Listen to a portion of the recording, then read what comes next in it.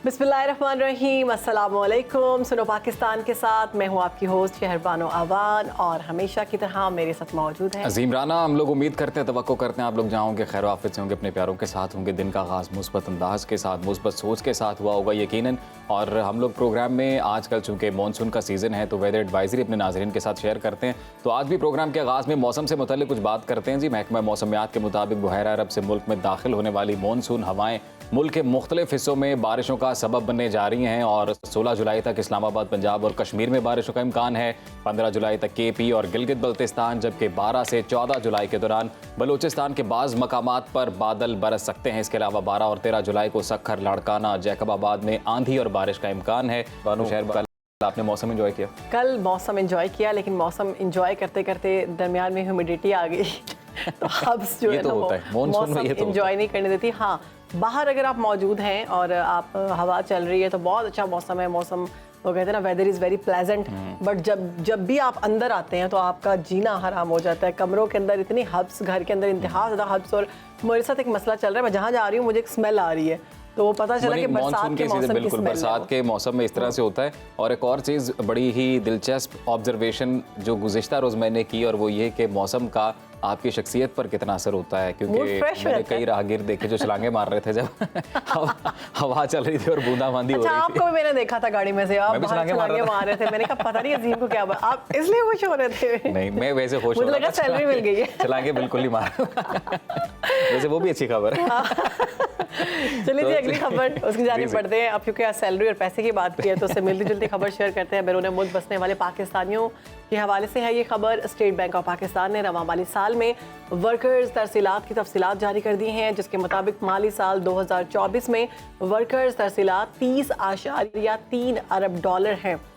रवां माली साल में वर्कर्स तरसीलात जो हैं 2023 के मुकाबले में 10.7% ज़ायद हैं। और स्टेट बैंक के मुताबिक इस साल सऊदी अरब से पाकिस्तानियों ने तकरीबन 7.42 अरब डॉलर, जबकि मुत्तहिदा अरब इमारात से 5.53 अरब डॉलर की तरसीलात पाकिस्तान भेजे हैं। बिल्कुल जी, अमेरिका से 3.53 अरब डॉलर हैं। यूरोपीय यूनियन से भी वर्कर्स तरसीलात 3.53 अरब डॉलर्स हैं जो पाकिस्तान आई हैं। इसके अलावा बरतानिया में 4.52 अरब डॉलर्स, जबकि दीगर ममालिक से 5.76 अरब डॉलर्स की जो वर्कर्स तरसीलात हैं वो पाकिस्तान भेजी गई हैं। पाकिस्तान की इकॉनमी का कह लें कि एक बड़ा ही बुनियादी पॉइंट है फॉरेन रेमिटेंसेस, और हमारी इकॉनमी या तो IMF पे चलती है, अनफॉर्चुनेटली यहाँ पर फॉरेन रेमिटेंसेस पे चलती है। तो ये मामला खासा फ़ायदा होगा इकॉनमी को। फ़ायदा बिल्कुल होता है शहरबानो, लेकिन मुझे ऐसे लग रहा है कि जो ये पैसे 10.7% इस साल ज़्यादा है, वो सिर्फ इस वजह से मुझे लग रहा है क्योंकि पाकिस्तान में इन्फ्लेशन बढ़ी है। ऑब्वियसली यहाँ पे लोगों के खर्चे बढ़ गए हैं, तो फिर डिमांड घर वालों की बढ़ जाती है। क्योंकि सारी हमारी मोस्ट ऑफ द टाइम जो लोग लेबर के लिए, मेहनत मजदूरी के लिए दूसरे ममालिक जाते हैं, फिर वो लोग पैसे भेजते हैं यहाँ पर। तो ये बात है जी। तो प्रोग्राम में अब आगे बढ़ते हैं जी और मुल्की सियासी मामलात का जिक्र करते हैं कि सियासत किस तरफ जारी है। गुज़िश्ता रोज़ वज़ीर आज़म शहबाज शरीफ ने हुकूमत के फैसलों पर अमल दरामद के लिए कमर कसी विफाकी काबीना के इजलास में वज़ीर आज़म ने खबरदार किया जी कि वज़रा को वक्त कम है, मुकाबला सख्त है, हुकूमती फैसलों पर हर सूरत अब अमल करना पड़ेगा, सब टारगेट पूरे करने हैं।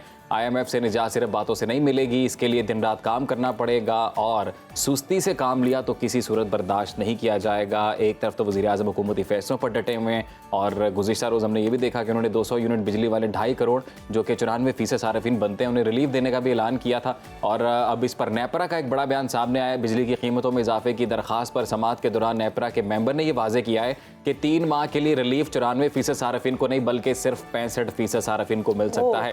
तो हुकूमत के पास अब डेटा पुराना है, इसको चेक करें, ये उनकी जानिब से कहा गया। इस तमाम सूरत हाल पर बात करेंगे और कुछ आलमी मंजरनामे पर जो तब्दीलियाँ रोनुमा हो रही हैं, बिलखसूस अमरीकी इंतखाबात करीब है, उस हवाले से भी बात करें। बिल्कुल, हमारे साथ मौजूद हैं तज्ज़ियाकार हैं अब्दुर्रहमान। आपको वेलकम करते हैं, कैसे हैं आप? बहुत शुक्रिया, अल्हम्दुलिल्लाह। आप बताएं? अल्हम्दुलिल्लाह, वी आर गुड। अच्छा, ये जो वज़ीर आज़म की जानिब से अभी कहा गया है, वफाकी काबीना को अल्टीमेटम दिया गया है कि ये सारे अपने काम जो है पूरे करें, इसकी ज़रूरत क्यों आन पड़ी?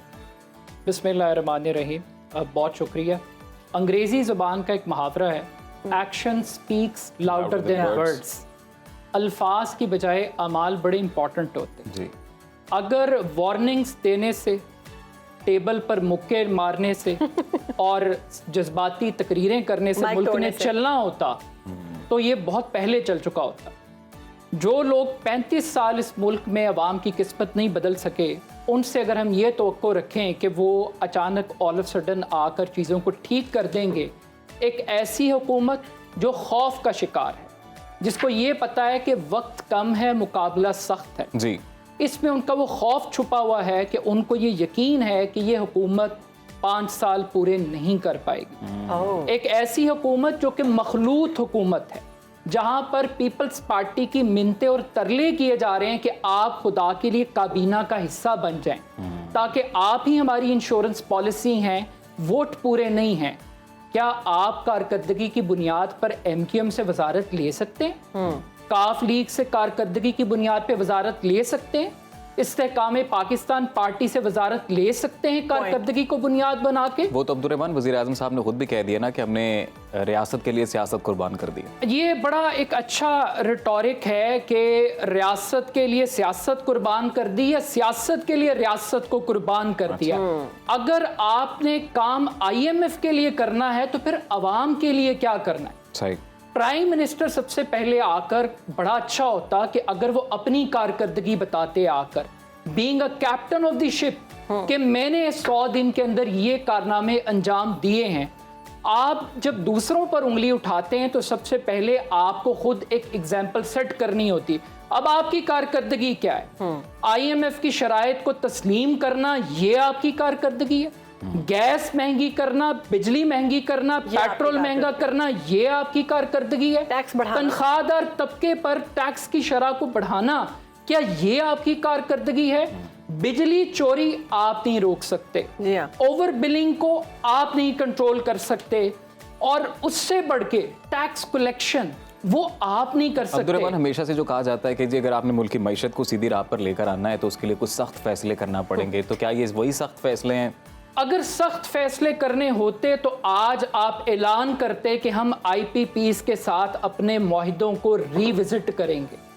पाकिस्तान के अंदर हम कैपेसिटी पेमेंट के नाम पर डॉलर्स के अंदर वो पावर प्लांट बिजली प्रोड्यूस करें या ना करें, हमने उनको पैसे देने हैं और डॉलर्स में पे करने हैं। और ये क्रेडिट भी शहबाज शरीफ साहब का है, जो जिनकी दिन रात की मेहनत से ये आज एक अजदहा जो हमें सामना करना पड़ रहा है बिजली के बिलों का। अब आज देखिए, आज आपने ज़रूरी टैरिफ बढ़ा दिया ज़राअत के ऊपर, आज आपने कमर्शियल टैरिफ बढ़ा दिया आज, और आज ही आपने जो बल्क में बिजली इस्तेमाल करते हैं उनका टैरिफ आपने बढ़ा दिया। किसानों की कमर पहले ही आप तोड़ चुके हैं, मजीद तोड़े। अच्छा, एक मेरा सवाल ले लें इस पे कि अजीम ने सवाल किया कि इस पे सख्त फैसले की बात करते हैं, हमेशा से कर रहे हैं, जो भी हुक्मरान आता है सख्त फैसले कर रहे हैं। सख्त फैसले सिर्फ अवाम के लिए हैं, ये हुक्मरानों के लिए, अशराफिया के लिए नहीं है। अपने मराद कम नहीं होती, अपने में तो इजाफे हो रहे हैं। देखिए, सख्त फैसले लिए गए हैं, लेकिन वो जैसे आप कह रही हैं बिल्कुल वैसे ही लिए गए हैं। अब प्राइम मिनिस्टर साहब एक डायलेमा से निकल नहीं पा रहे। वो एक ही वक्त में हुकूमत की कुर्सी पर भी बैठना चाहते हैं और ऑपोजिशन भी बनना चाहते हैं। वो उनकी सारी गुफ्तगू क्या है? 1200 अरब रुपया शिपिंग के अंदर चोरी हो गया, पोर्ट के ऊपर चोरी हो गया, इतने अरब की चोरी, कोयटा के अंदर 28,000 ट्यूबवेल्स थे, वहां पे 90 अरब रुपए की बिजली चोरी हो रही थी, और ये रियल स्टेट पे टैक्स वसूल नहीं हो रहा, फलां शोबे के अंदर टैक्स वसूल नहीं हो रहा, और वो कह रहे हैं, तस्लीम कर रहे हैं कि तनख्वाहदार तबके को हम निचोड़ रहे हैं, मगर कर कुछ नहीं रहे, एक्शंस नहीं ले रहे, बातें कर रहे हैं, नारे लगा रहे हैं, दावे करें। अब उसका रिजल्ट क्या है? रिजल्ट ये है कि मैं नहीं कह रहा, PTI नहीं कह रही, ऑपोजिशन नहीं कह रही, आज आसिफ अली जरदारी साहब की स्टेटमेंट्स पाकिस्तान के तमाम अखबारात में टॉप स्टोरी के तौर पर लगी है, और वो ये कह रहे हैं कि मुस्लिम लीग नून से हुकूमत नहीं चल रही। ले लें इनसे, हुकूमत नहीं चल रही, ये जरदारी साहब कह रहे हैं, जो पाकिस्तान के प्रेसिडेंट हैं, हुकूमत के इत्तेहादी हैं, जिन्होंने बजट के ऊपर सौदेबाजी की है। वो कह रहे हैं कि आप IMF से क्यों बात नहीं कर रहे। लेकिन पीपल्स पार्टी ने जो मुआहिदे के वो भी तो पूरे नहीं हुए ना, उनके जानिब से भी कह दिया गया कि चूंकि हम हुकूमत में नहीं आए, हुकूमत उस तरह से नहीं बनाई पीपल्स पार्टी ने, तो इसलिए वो मुआहिदे भी नहीं। सियासत के अंदर मसला है कि सियासत के सीने में दिल नहीं होता। यहाँ पे जाती मफाद को कौमी मफाद और कौमी मफाद को जाती मफाद के ऊपर तरजीह दी जाती है और एक बार्गेनिंग की जाती है यहाँ पर। अब मसला क्या है? मसला ये है कि एक तरफ आप टैरिफ बढ़ा रहे हैं, सही, दूसरी तरफ आपने अभी अपने इंट्रो के अंदर नेपरा की रिपोर्ट बताई कि ये हुकूमत की गवर्नेंस का आलम है कि उनके पास डेटा एक्यूरेट नहीं है। यही सवाल है। आप कह रहे हैं कि 94% लोग वो इससे इस्तेफादा करेंगे, लेकिन नेपरा आपको बता रहा है कि ये 65% है। सबसे पहले तो इस चीज का जवाब दें कि आपकी ओवर बिलिंग की वजह से 3,26,000 सारिफीन प्रोटेक्टेड कैटेगरी से निकल के नॉन प्रोटेक्टेड कैटेगरी में चले गए और उनका टैरिफ बढ़ गया। अब कौन जिम्मेदार है? किसके खिलाफ आपने कार्रवाई की? एक तरफ बिजली महंगी करते हैं, फिर ओवर बिलिंग करते हैं, उनको मजीद लूटते हैं और लूटने के बाद फिर एहसान ये जताते हैं कि हमने आपको 50 अरब रुपए का पैकेज दे दिया। यानी पहले लूट लिया, लूटने के बाद थोड़ी सी एक लॉलीपॉप, एक चूसनी दी बच्चे को चुप कराने के लिए कि देखो हमने आपके लिए कारनामा कर दिया। लेकिन वो सोलर पैनल स्कीम भी तो आ रही है ना। सोलर पैनल स्कीम आ रही है। सोलर पैनल स्कीम से पहले आप सिर्फ एक वॉल्यूम चेक कर लीजिए कि हमें जब सोलर की तरफ ले जाया जा रहा है, एक ज़माने में हमें IPPs की तरफ ले जाया गया, exactly. और हमें कोल पावर प्लांट्स की तरफ, फर्नेस ऑयल के प्लांट्स की तरफ हमें ले जाया गया और अंधेरे मिटाने का क्रेडिट लिया गया, जिसको आज हम भुगत रहे हैं, और आज हमें सोलर की तरफ ले जा रहे हैं। मार्च के अंदर मैं सिर्फ चंद स्टार्ट्स आपके साथ रखना चाहता हूँ। 92 करोड़ यूनिट्स ओवर बिलिंग की गई सिर्फ मार्च के महीने में पूरे पाकिस्तान में। 92 करोड़, जिसकी मालियत बनती है 34 अरब रुपया। ये आम आदमी से आपने लूटा है ओवर बिलिंग की मद के अंदर। 34 अरब रुपया 34 मार्च के महीने में, सिर्फ मार्च के महीने में। और ये FIA की तहकीकात है, ये हुकूमत की अपनी, और इसमें वजारत तवानाई को, और ये तवानाई को ये एक नया सिस्टम लेकर आए बिलिंग को चेक करने के लिए। प्रोटा के नाम से एक सिस्टम आया जिसमें 30 दिन के हिसाब से बिलिंग करनी थी। अगर मीटर रीडर आपके यहाँ 24 तारीख को आता है, रीडिंग नोट करता है, तो वो 30 दिन जो अगले दिन होंगे उनकी एक एवरेज बना देगा। उस एवरेज के अंदर इतना बड़ा घपला है कि वो आपके यूनिट्स इंक्रीज कर जाते हैं 200 यूनिट। अब्दुर्रहमान, इन सारी बातों से और सारी सूरत हाल को तो देखकर तो ऐसा लगता है कि कैपेसिटी नहीं है शायद मामला को सही तरीके से चलाने के लिए। ये बड़ा एक इंटरेस्टिंग क्वेश्चन है कि कैपेसिटी नहीं है पाकिस्तान, वहाँ पर जो लोग बैठे हैं वो इनकॉम्पिटेंट है। ये इनकॉम्पिटेंसी पॉलिटिकल लीडरशिप के एंड पे है। जब आप प्राइम मिनिस्टर और पार्टियों की सदारत फैमिली लिमिटेड कंपनियों के हाथ में देते हैं, जब आप मुबैना तौर पे फॉर्म 45 के जरिए इक़्तिदार के अंदर आते हैं, जब आप डीलें और ढीलों के जरिए इक़्तिदार में आते हैं, जब आप ब्यूरोक्रेटिक माइंडसेट, ब्यूरोक्रेसी के बाबू आपको चलाते हैं, तो फिर वही कुछ होता है जो पाकिस्तान में हुआ। आज जो कुछ हम भुगत रहे एक आम आदमी, ये एक दिन की कहानी नहीं है, ये 70 साल की कहानी है। इसमें तहरीके इंसाफ भी कसूरवार है, इसमें मुस्लिम लीग नून का भी क्रेडिट है।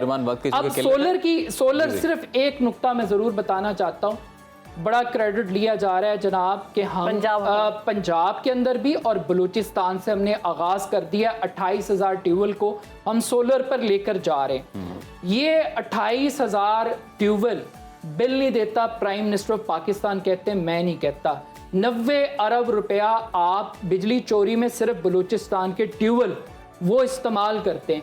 यानी ये रियासत की कितना बड़ा फेलियर, कितनी बड़ी नाकामी है। बजाय इसके कि आप उनसे बिजली का बिल वसूल करें, आपने एक आसान तरीका, जो कड़वे फैसलों की बात हो रही थी, ये आसान रास्ता है कि आप उन्हें सोलर पर ले जाएं और अपनी जान छुड़ा। वक्त की किल्लत है, और भी खबरें हैं, वो भी जरा डिस्कस कर लेते हैं। अभी सुन्नी इत्तेहाद काउंसिल का एक्सपेक्टेड है जी कि जो मामला उस पर जो डिसीजन रिजर्व हुआ वो आज शायद सुना दिया जाएगा। अभी कॉज लिस्ट तो नहीं आई है, तो शायद मुतवक्किल आज फैसला। क्या लग रहा है आपको?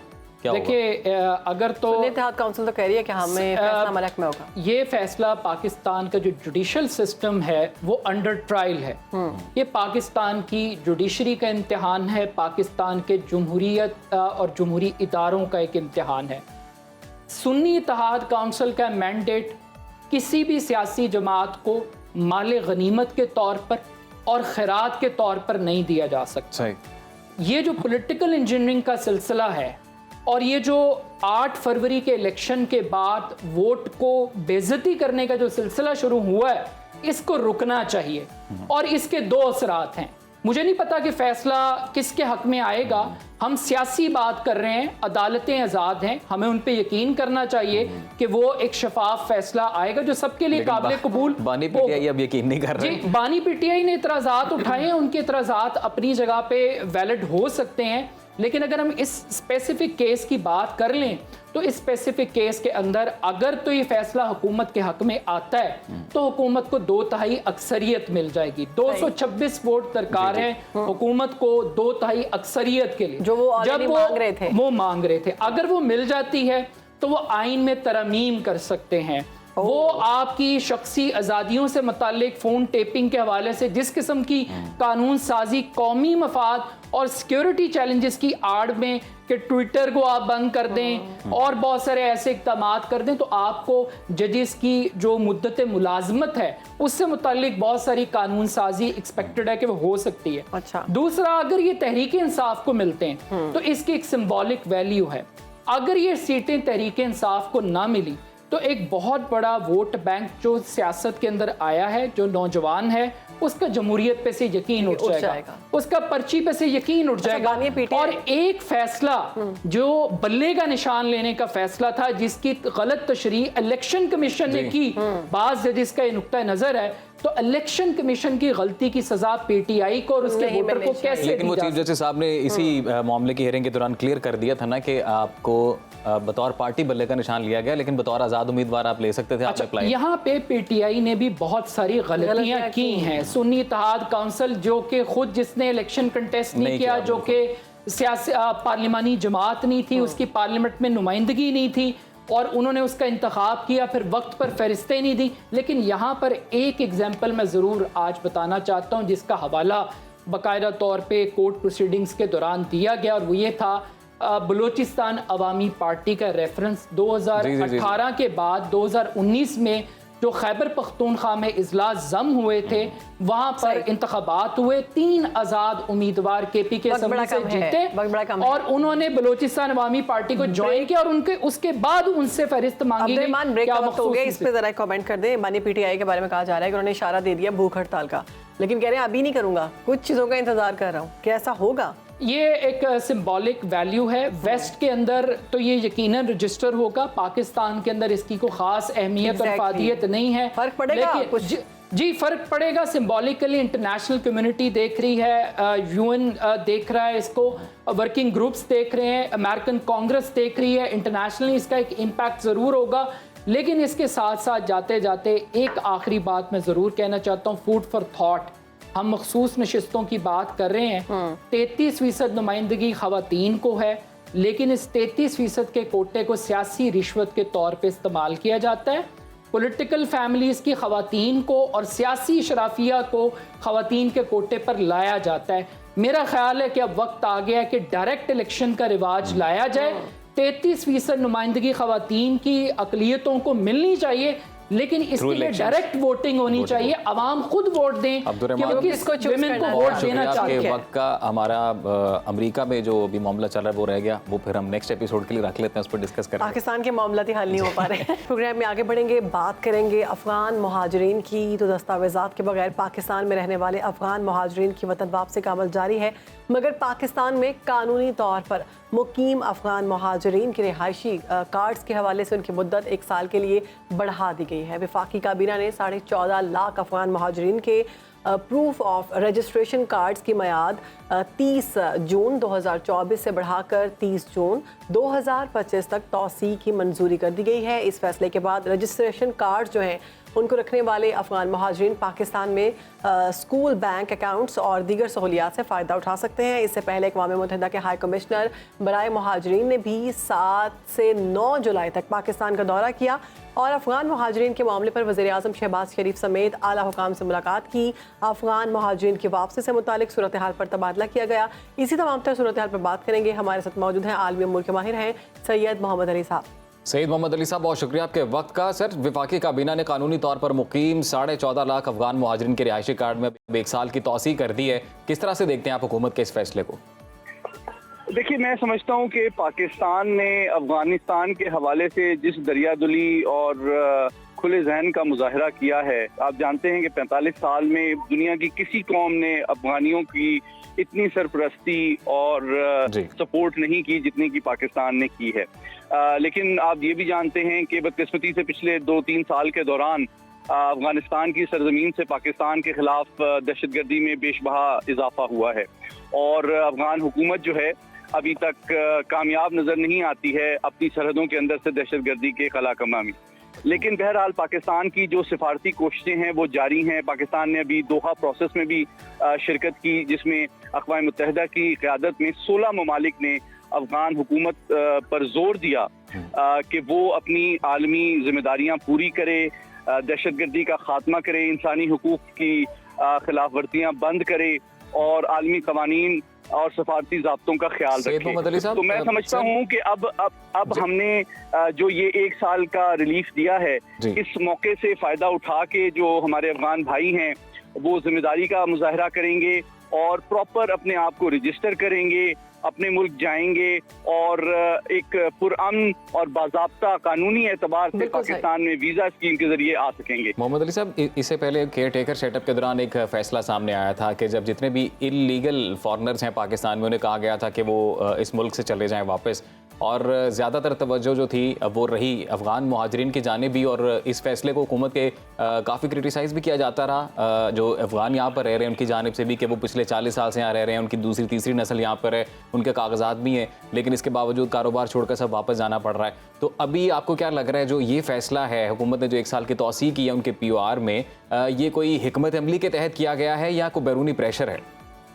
नहीं, मैं समझता हूँ इसमें यकीनी तौर पे ये एक बड़ा दानिशमंदाना और मैच्योर फैसला इसलिए है कि यकीनी तौर पे लाखों ऐसे अफगानी पाकिस्तान में मौजूद हैं जिनके कारोबार हैं, घर बार हैं, तो उनको ये एक तरह से 1 साल का वक्त दिया गया है कि वो अपने आप को बाज़ाब्ता अंदाज में कानून के दायरे में लाएं, अपने आप को रजिस्टर करें, अपने मुल्क वापस जाएं, अपने आप को वीज़ा के ज़रिए से, बिजनेस वीज़ा है, स्टूडेंट वीज़ा है, मेडिकल वीज़ा है, जिस भी मकसद के लिए वो पाकिस्तान में आना चाहते हैं वो बाज़ाब्ता तरीके से कानूनी अंदाज में डॉक्यूमेंटेशन के जरिए से आए। लोग वीज़ा अप्लाई करके जाते हैं और उसको एक कानूनी तौर पर उसको फॉलो भी करते हैं, तो पाकिस्तान में भी ऐसा होना चाहिए।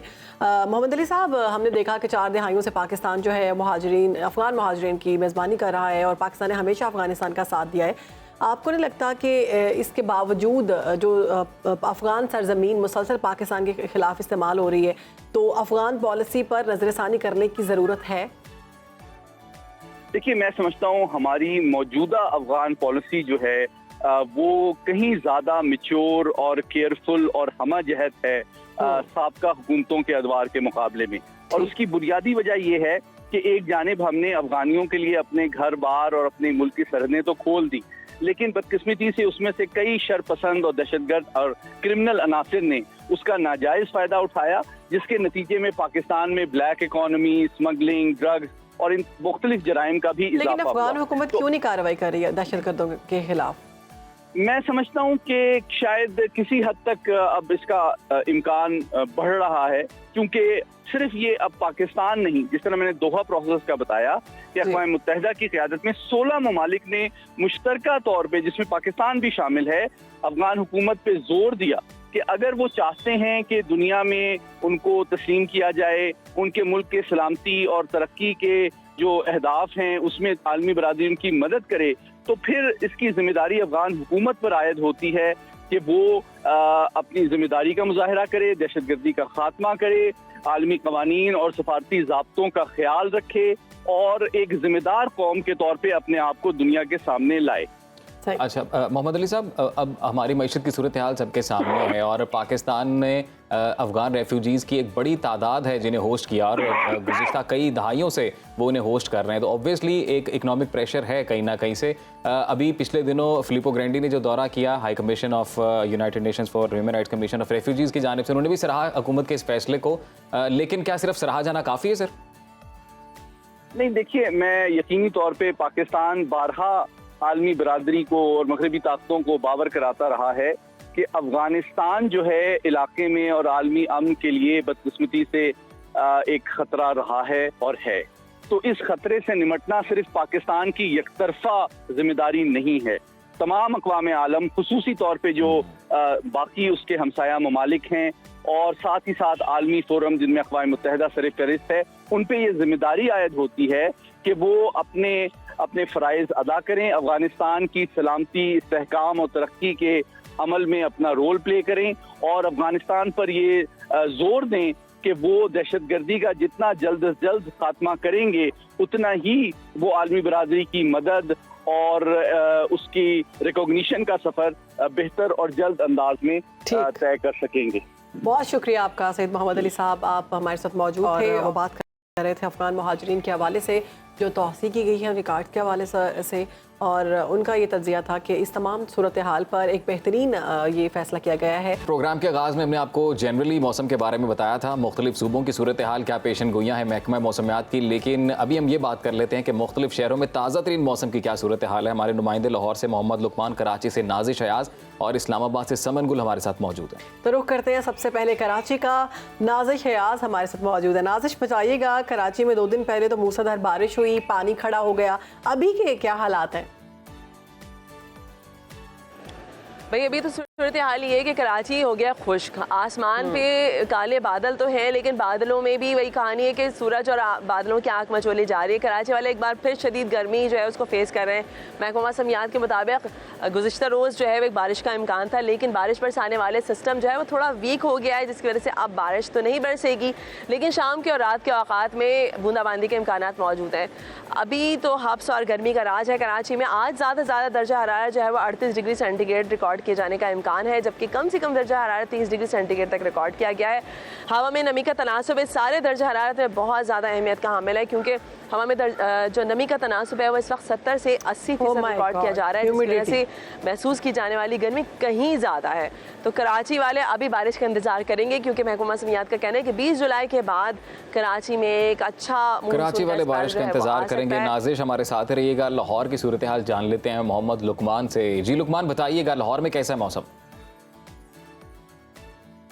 लाहौर में तो इसको बड़ा ऑप्रेसिव वेदर है कि जिसमें गर्मी भी है, नमी भी है। इसका नमी का तनासब जो है 85% तक है और ये एक बहुत बड़ा तनासब होता है। और साथ जब 33 डिग्री सेंटीग्रेड टेम्परेचर हो तो ये एक बड़ा लीथल कॉम्बिनेशन बन जाता है। इसका लाहौरी इसी मुश्किल में है, लेकिन महकमा मौसमियात ने आज के दिन के लिए और अगले 2 दिनों के लिए भी बारिश की पेशगोई की है। लेकिन सबसे बड़ी बात क्या होती है बड़े शहरों की, खास तौर पे जो मानसून का पैटर्न होता है कि एक इलाके में बारिश होती है, दूसरे इलाके खुश्क रहते हैं, और अगर कहीं थोड़ी सी बारिश हो भी जाए तो उसके बाद जो हब्स होता है वो अल्लाह की पनाह वो इतना होता है कि जो इतना फ़ायदा आपको या उतनी राहत मिली होती है बारिश के दौरान, उसका आपको बदला मिल जाता है। यही सूरत हाल है लाहौर में। अगर कल बारिश हुई थी तो आज उसकी बात जो है वो सूरत हाल काफ़ी गंभीर है।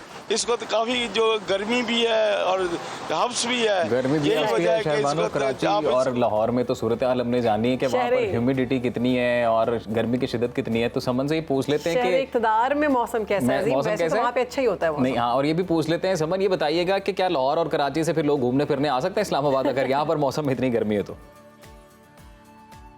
जी बिल्कुल, शहर इक़्तिदार की जो सिचुएशन है वो थोड़ी लाहौर और कराची से डिफरेंट है। यहाँ पर मौसम जो है काफ़ी खुशगवार है। कल जो था मानसून की बारिशों का दूसरा स्पेल स्टार्ट हो चुका था और कल से ही मूसलाधार बारिश हुई, जिससे शहरी जो गर्मी से बेहाल हो चुके थे उनके चेहरे जो है वो खिल उठे थे। और जैसे ही शहर इक़्तिदार में बारिश होती है और मरी और गिरदो नवा में बारिश होती है तो दूर दराज से जो शहरी हैं वो सबसे पहले मरी का रुख करते हैं, और जो जुड़वा शहरों के भी जो शहरी हैं वो भी मरी का रुख कर लेते हैं।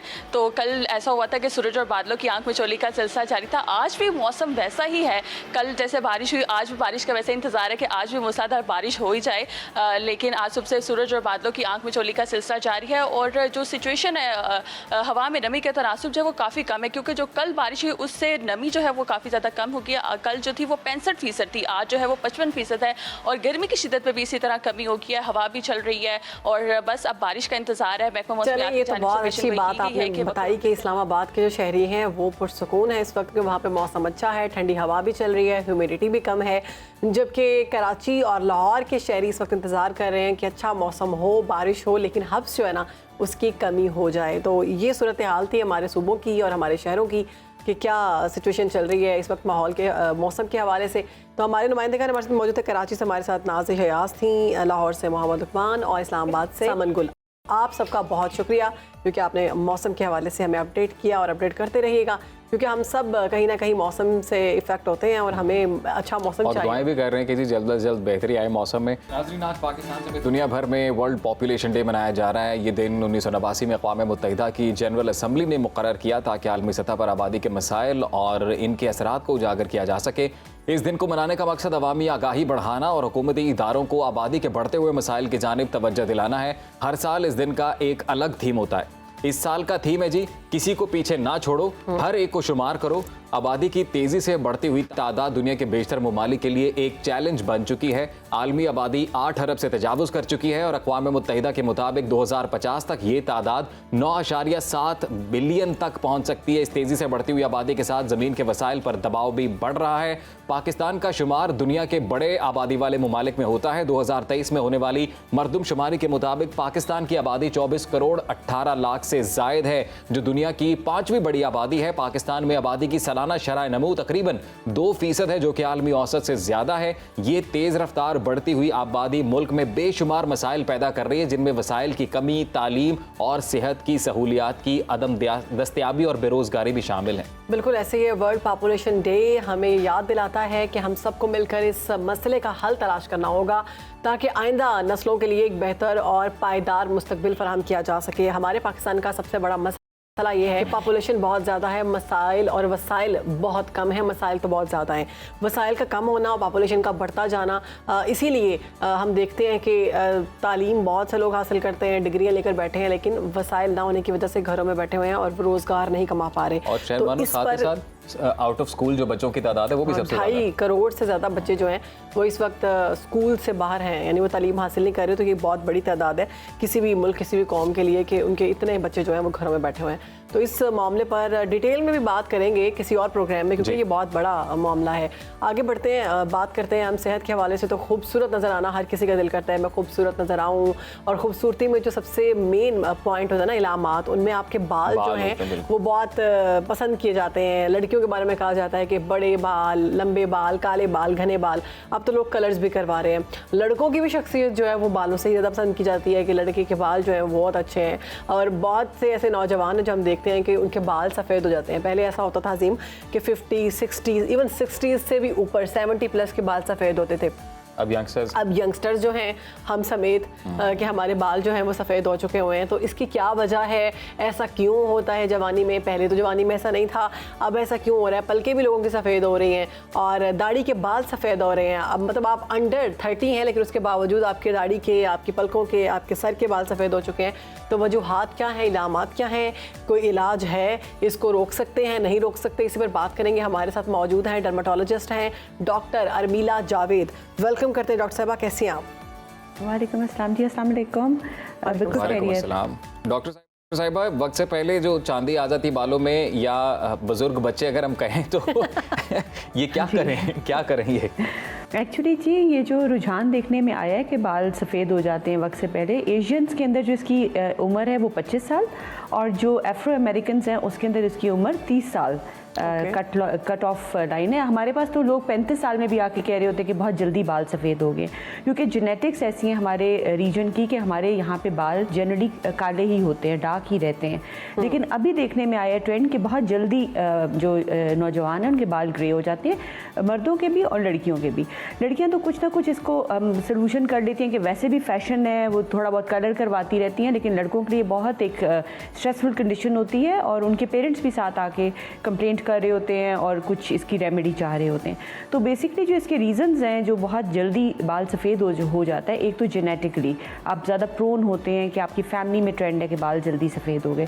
दूसरी रीज़न्स जो बहुत इंपॉर्टेंट हैं और मेरे ख्याल में ज़्यादा बड़ी रीज़न्स हैं आजकल, वो स्ट्रेस है, ऑक्सीडेटिव स्ट्रेस भी, अल्ट्रावायलेट रेडिएशन, पोल्यूशन, बहुत ज़्यादा एक्सपोजर टू केमिकल्स और इसके अलावा डाइटरी डेफिशिएंसीज। क्योंकि हमने देखा है कि हर रोज़ एक नई डाइट की जो है वो एक अपनी डाइट डाइटरी प्लान निकला होता है, इंटरनेट पे भी अवेलेबल होता है, दोस्त भी वो फॉलो कर रहे होते हैं, तो बहुत सी डाइटरी डेफिशिएंसीज हो जाती हैं because of eating unhealthy food. इसके अलावा जो जंक फूड्स बच्चे खाते हैं उनके अंदर मैग्नीशियम की कमी, कॉपर की कमी, बायोटिन की कमी, फोलेट की कमी, B12 की कमी, ये तमाम जो डेफिशिएंसीज होती हैं, न्यूट्रिशनल डेफिशिएंसीज, ये भी एक सबब बनती है। डॉक्टर साहिबा, अगर हम मर्दों का स्पेसिफिकली जिक्र करें बाल सफ़ेद होने से मुतल्लिक, तो अगर कोई 30+ है और उसके बाल सफ़ेद हो रहे हैं दाढ़ी के या सर के, तो ये नॉर्मल है?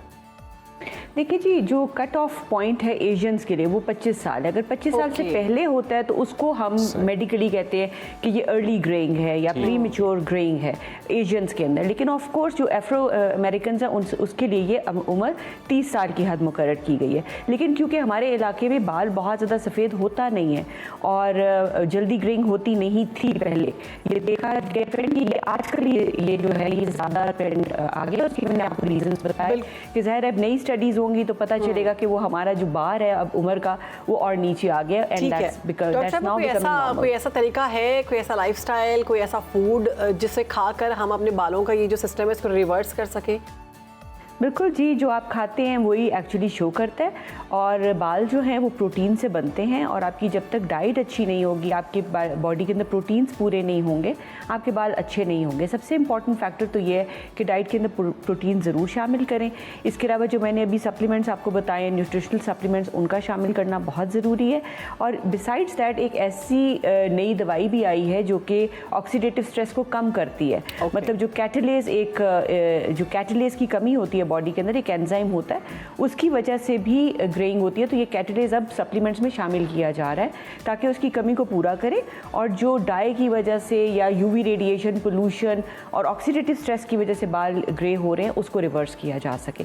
ज़ाहिर है जो बीमारियों की वजह से होते हैं, जैसा विटिलाइगो ऑटोइम्यून एक बीमारी है, इसके अलावा थायराइड के साथ भी जो हाइपोथायराइड थायराइड की कमी होती है उनके अंदर भी बाल जल्दी ग्रे हो जाते हैं। या ये जो विटिलाइगो ऑटोइम्यून डिजीज़ है इसमें तो कम्प्लीटली मेलानोसाइट्स ख़त्म हो जाते हैं। रिवर्स करने के लिए बिल्कुल फूड में बहुत इंपॉर्टेंट चीज़ें जो मैंने बताई थी, एक तो प्रोटीन, इसके अलावा सप्लीमेंट्स जिसके अंदर फोलेट, जिंक, बायोटिन, कॉपर, इन सारी चीज़ों का इस्तेमाल। अब ये कहाँ से हासिल करें? तो ज़ाहिरी बात है कि ये आप लोगों को गोश्त से, मछली, अंडे से, जो सब्जियां हैं, फल हैं, जो फ्रेश फ्रूट्स होते हैं, इन्हीं से हासिल किया जा सकता है। लेकिन इसके अलावा सप्लीमेंट्स अवेलेबल भी हैं। कुछ सप्लीमेंट्स में कैटलेज डाला गया है जो मैंने अभी आपके साथ जिक्र किया था पहले, कि कैटलेज की वजह से ये होता है कि जो ऑक्सीडेटिव स्ट्रेस हुआ होता है बालों में, हाइड्रोजन पेरोक्साइड की मिकदार ज़्यादा होने की वजह से जो वहाँ पे फ्री रेडिकल्स आते हैं वो इंजर करते हैं। ख़ासतौर पर वो लोग जो बहुत ज़्यादा कलरिंग करवाते हैं, यंग एज से जो डाई करवाते हैं, तो उनके लिए अगर वो कैटलेज वाले सप्लीमेंट्स यूज़ करें तो वो कुछ ना कुछ अपने बालों को हेल्प कर सकते हैं। इसके अलावा हेयर मास्क बहुत ज़्यादा अच्छे आए हुए हैं जो कि हाइड्रेशन अच्छी करते हैं बालों को, ओवरऑल सेहत अच्छी करने बालों की हेल्थ होममेड मास्क बता दें कि जो लोग बहुत ज़्यादा मजबूरन डाई करवाना तो पड़ता ही है, ज़ाहिर है डाई के बगैर तो फिर बहुत अजीब सी शक्ल लगती है, तो उनके लिए कोई होममेड ऐसे हैं डाई मतलब प्रोटीन मास्क जो हम घर में बना सकते हैं? जो मास्क हम लोग जो घर पे इस्तेमाल कर सकते हैं चीज़ें, उसके अंदर जो बहुत कॉमनली नोन चीज़ें बालों के लिए जो अच्छी होती हैं वो आपको पता है, एलोवेरा वो बहुत अच्छा मॉइस्चराइज करता है। इसके अलावा योगर्ट जो दही है वो बहुत अच्छा मॉइस्चराइज करता है, बालों को हाइड्रेट करता है। जी, फ्रेश एलोवेरा, बिल्कुल जो फ्रेश हमारे जो घरों में प्लांट होता है वो बड़ा एक अच्छी चीज़ है। इसके अलावा कुछ लोग पहले मेहंदी भी यूज़ करते थे, लेकिन अब अनफॉर्चुनेटली मेहंदी के अंदर भी इतने डाइज आ चुके हुए, केमिकल्स डल चुके हुए कि वो फ़ायदा देने की बजाय नुकसान देने लगे। तो अगर आपको प्योर हिना मिलती है, pure mehndi free of chemicals, तो of course you can use those things. लेकिन ये सिंपल चीज़ें हैं, लेकिन मैं ये नहीं कहूँगी कि ये रिवर्स कर देते हैं ग्रेइंग को या ये सप्लीमेंट्स का सब्स्टिट्यूट है। ये सिर्फ वो है कि आप अपने बालों को अगर बहुत ज़्यादा डाई करते हैं, वो ड्राई हो गए हैं, या आप हेयर ड्रायर का इस्तेमाल कर रहे हैं, एलोवेरा को हम कितनी देर तक लगा सकते हैं? दही को अगर लगा रहे हैं तो कितनी देर तक अपने बालों में आपने अप्लाई रखना? 1 घंटा, इससे ज़्यादा कोई भी चीज़ लगाने का कोई बहुत ज़्यादा फ़ायदा नहीं है। कई लोग हैं ना कि ओवरनाइट हमने छोड़ना है या हम लोगों ने 6 घंटे, तो आसान ज़िंदगी को रखें। और अगर इस तरह की जो भी आप अंडा लगा रहे हैं या दही लगा रहे हैं, एलोवेरा लगा रहे हैं, मेरे ख्याल में मोर देन इनफ होता है अगर आप 1 घंटे के लिए उसको इस्तेमाल कर लें, अप्लाई करके उसके बाद वॉश कर लें। और शैम्पूज़ का ख़ास तौर पे कि शैम्पूज़ बहुत हार्श इस्तेमाल ना करें। अगर आपने डेली वॉश करना है तो शैम्पूज़ ऐसे इस्तेमाल करें सल्फेट फ्री हो। इसके अलावा सप्लीमेंट्स उसके अंदर भी डले होते हैं, न्यूट्रिएंट्स उनके अंदर भी बायोटिन एनरिच्ड आजकल आ रहे हैं आपके पास शैम्पू। और कंडीशनर यूज़ करना चाहिए के साथ बिल्कुल कंडीशनर यूज़ करना चाहिए, लेकिन कंडीशनर्स को कभी भी आपने अपनी जो रूट्स हैं उनके अंदर इस्तेमाल नहीं करना होता। वो सिर्फ और सिर्फ आपकी लेंथ्स के लिए होते हैं। जो special hair mask medical grade आते हैं जो डर्मेटोलॉजिस्ट रिकमेंड करते हैं, उसके अंदर कुछ ऐसी चीज़ें होती हैं जैसा कैफीन है, कैटलेज है, एंटीऑक्सीडेंट्स है, उनको आप अपनी स्कैल्प के अंदर भी इस्तेमाल कर सकते हैं। मतलब जो बालों की जड़ें हैं वहाँ से लेके रूट्स तक लगा सकते हैं। उसके अंदर जो चीज़ें डली हुई होती हैं वो आपके रूट्स के लिए नरिशिंग होती हैं। लेकिन जो रेगुलर होममेड रेमेडी आप बता रही हैं, ये मर्द हज़रात भी यूज़ कर सकते हैं, उनके लिए भी ये इक्वली फ़ायदेमंद है? और दूसरा ये भी बताइएगा कि जो लोग फ्रीक्वेंटली डाइज यूज़ करते हैं तो उससे ज़्यादा नुकसान होता है बालों को? देखिए, जो फ्रीक्वेंटली डाई करते हैं ना, उसके अंदर कट डाउन जो प्रोडक्ट्स डले हुए होते हैं, ऐसे प्रोडक्ट्स जिसने बालों का रंग काटना है और उसके बाद लाइटर शेड्स के अंदर आपने डाई करने, वो तो डेफिनेटली बहुत डैमेजिंग होते हैं बालों के लिए। इसके अलावा जो मज़ीद केमिकल्स अपने जो डले होते हैं हर एक डाई के अंदर होते हैं, वो खुद भी बहुत डैमेजिंग होते हैं। वो ज़ाहिरी बात है, ऑक्सीडेटिव एक प्रोसेस होता है तो कलर चेंज होता है बाल। डॉक्टर साहब, कुछ लोगों को डाई करने के बाद ना सर में एलर्जी हो जाती है, आंखें रेड हो जाती हैं, उनके लिए कोई चीज़ है जो वो करें तो इस चीज़ से बच सकते हैं, एलर्जी से? जी, बहुत अच्छा आपने पॉइंट रेस किया कि जो एलर्जीज़ हैं वो भी बहुत कॉमनली देखने में आई हैं और ज़्यादा इसीलिए हो गई हैं कि केमिकल्स बहुत ज़्यादा इस्तेमाल हो रहे हैं। जो डाई के अंदर केमिकल होता है PPD उसको कहा जाता है, और वो बहुत सी डाइज़ के अंदर डला होता है। अब PPD फ्री हेयर डाइज़ आ रहे होते हैं, और जिन लोगों को ये एलर्जिक रिएक्शंस होते हैं उनको हम मना कराते हैं कि आपने ऐसा हेयर कलर नहीं इस्तेमाल करना जिसके अंदर PPD डला हो। हम PPD फ्री हेयर डाइज़ उसको, हाँ जी, उससे फ्री हेयर, यूजुअली आपको पता है अमोनिया फ्री या हाइड्रोजन पेरोक्साइड फ्री, तो ये कॉमन है। लेकिन PPD वो केमिकल है जो कि ख़ास तौर पे स्पेसिफिक है और बहुत ज़्यादा एलर्जीज़ देने का सबब बनता है। PPD फ्री जो हेयर डाइज़ होते हैं हम लोग वो सजेस्ट करते हैं। इसके अलावा वेजिटेबल डाइज़, दुनिया में वेजिटेबल डाइज़ भी अवेलेबल है, लेकिन बेसिक कलर्स में अवेलेबल है। वो बहुत जल्दी निकल जाते हैं बालों से, लेकिन आप उसको फ्रीक्वेंटली यूज़ कर सकते हैं। इसके अलावा आपने जो सवाल किया था कि एक दफ़ा एलर्जी हो गई है उसके बाद क्या किया जाए। अगर एक दफ़ा आपको किसी केमिकल से एलर्जी हो गई है, आप एंटी एलर्जी यूज़ करके वक्ती तौर पे तो आराम हासिल कर सकते हैं, लेकिन वो एलर्जीज़ आती रहेंगी। ये नहीं होगा कि आप उससे छुटकारा हासिल मुकम्मल कर लें। तो इसलिए बहुत केयरफुली इन चीज़ों को पहले पैच टेस्ट करना चाहिए और उसके बाद अपने स्कैल्प के ऊपर इस्तेमाल करना चाहिए। पैच टेस्ट आमतौर पे आप बाजू के ऊपर करते हो, यहाँ पे अपनी जो एल्बो का जो फोल्ड होता है या कान के पीछे कोई ऐसी जो हिडन एरियाज़ होते हैं वहाँ पर आप करते हो कि खुदा न खासा अगर रिएक्शन भी आए तो बहुत सिवियर आपको चेहरे पे या बाकी जिस्म पे ना हो, तो हम वहाँ पर आपको पहले पैच टेस्ट करके देखते हैं।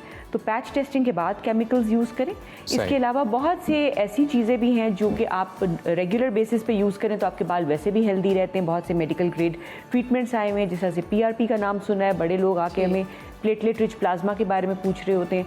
बहुत से लोग हमसे आजकल एक्सोसोम्स के बारे में पूछ रहे होते हैं कि एक्सोसोम क्या चीज़ है। तो ये सारी जो नई रिसर्च आई है, ऐसी चीज़ें आई हैं कि सिर्फ सप्लीमेंट खाना नहीं है या सिर्फ बालों में तेल नहीं लगाना, बल्कि हम अपने प्लेटलेट्स को, अपने ही ब्लड के अंदर जो प्लेटलेट्स हैं उनको इस्तेमाल करके अपने बालों को मजबूत कर सकते हैं, उनको ग्रोथ में दोबारा डाल सकते हैं। और ये इंजेक्टेबल प्रोसीजर्स होते हैं, मतलब ये एक डॉक्टर करता है अपने ऑफिस में, और ये आपके सर के अंदर छोटे छोटे टीके लगते हैं। इसमें थोड़ी बहुत दर्द भी होती है, तो इसका ये होता है कि बाल दोबारा से आना शुरू हो जाते हैं। लोग तो कहते हैं कि आपका जितना वॉल्यूम है उतना ही रहता है। देखिए, जो वॉल्यूम अल्लाह ताला ने दिया है, बिल्कुल वो वॉल्यूम, अगर आपके सर पे सपोज़ एक मिसाल के मैंने आपको बताया कि एक सर्टन एरिया के ऊपर 1000 बाल है, तो वहाँ पे 2000 बाल नहीं होंगे। अगर नेचुरली वहाँ पे 1000 फॉलिकल अल्लाह ताला ने दिए हैं तो वो 1000 फॉलिकल रहेंगे।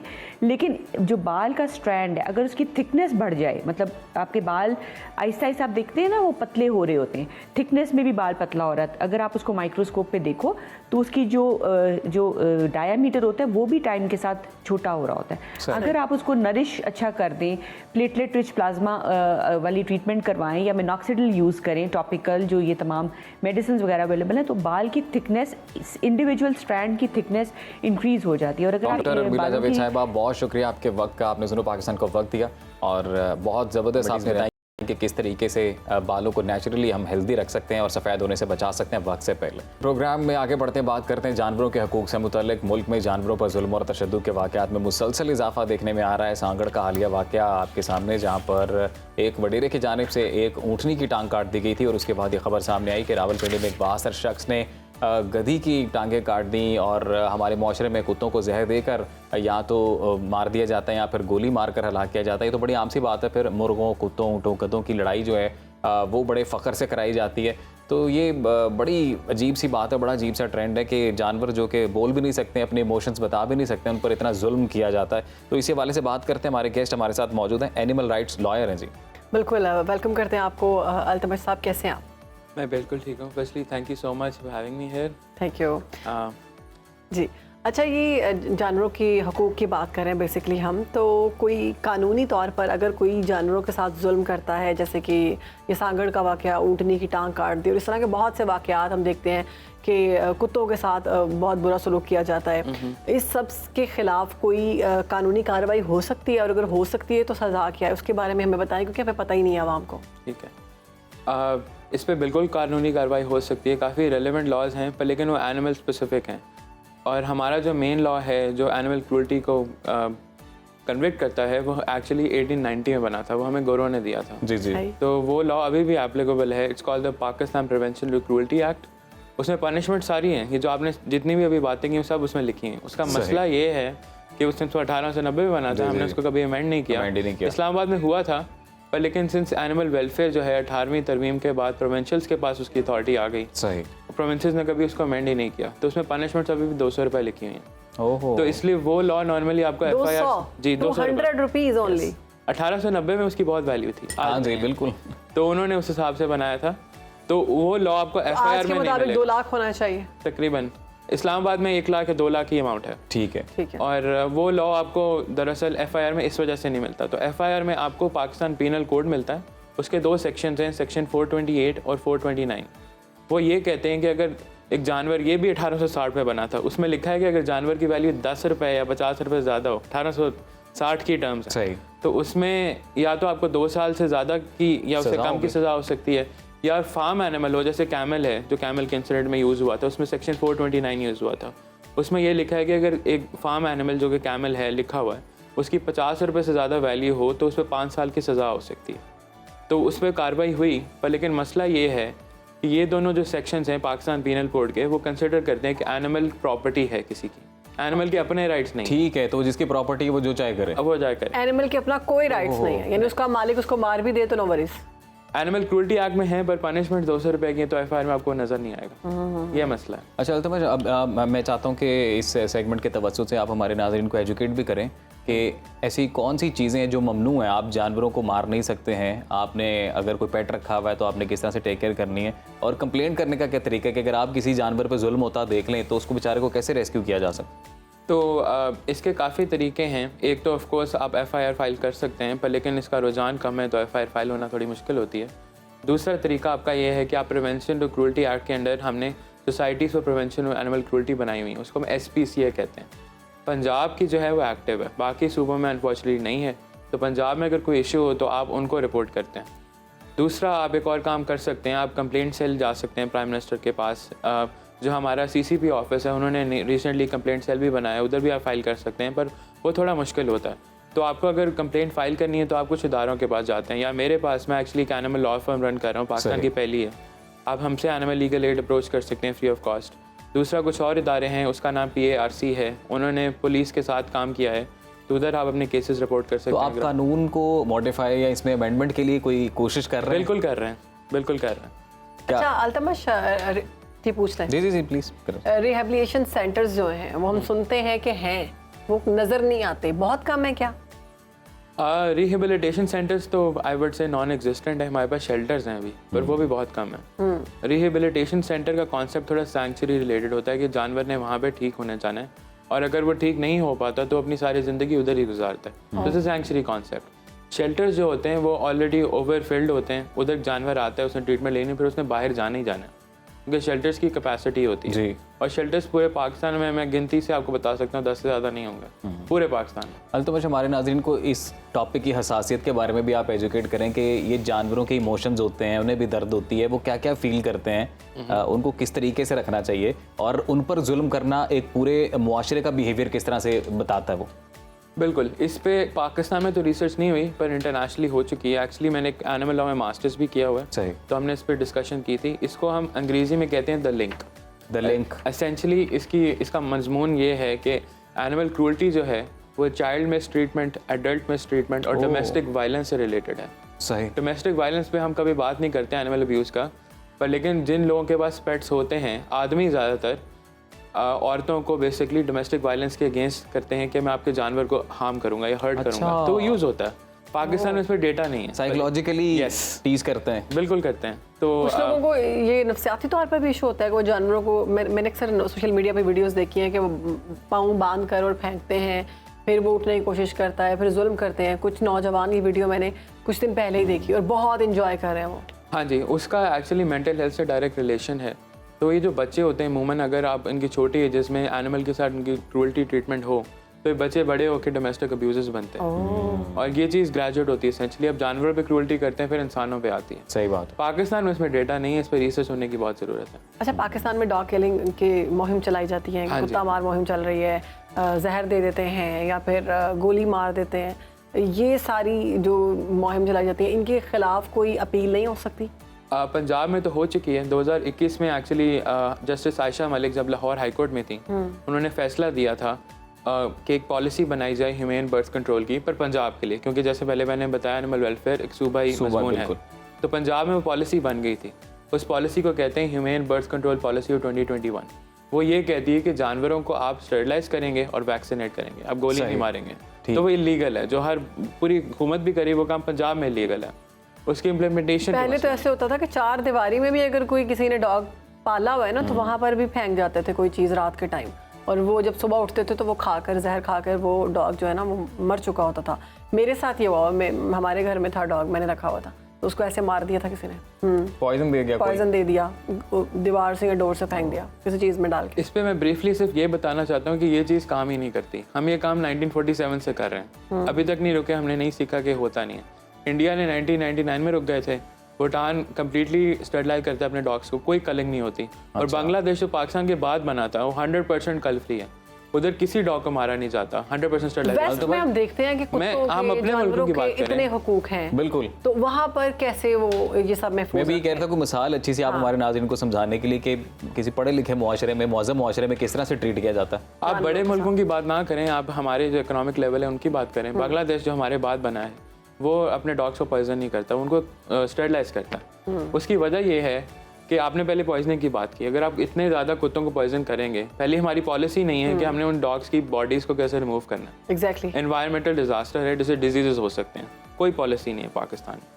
दूसरा मसला ये है कि आप जो कलिंग करते हैं उससे बहुत पैसे लगते हैं, जिसकी वजह से जो हम पेरेंट्स हैं उनको एक्चुअली लगता है कि ये हुकूमत मारेगी तो उनके बच्चे सेफ हो जाएंगे, तो वो नहीं होता। बिल्कुल, ये वक्त खत्म हो गया। जाते जाते उस ऊँटनी के बारे में बता दें, वो आपने रेस्क्यू किया है जिसकी खबर थी, जिसकी टांग काट दी गई वडेरे की जानिब से, उसकी हालत कैसी है? मैंने नहीं रेस्क्यू किया है, एक इदारे ने किया है, क्योंकि इदारे में बहुत लोग होते हैं। यस, मैं उनका लॉयर हूँ।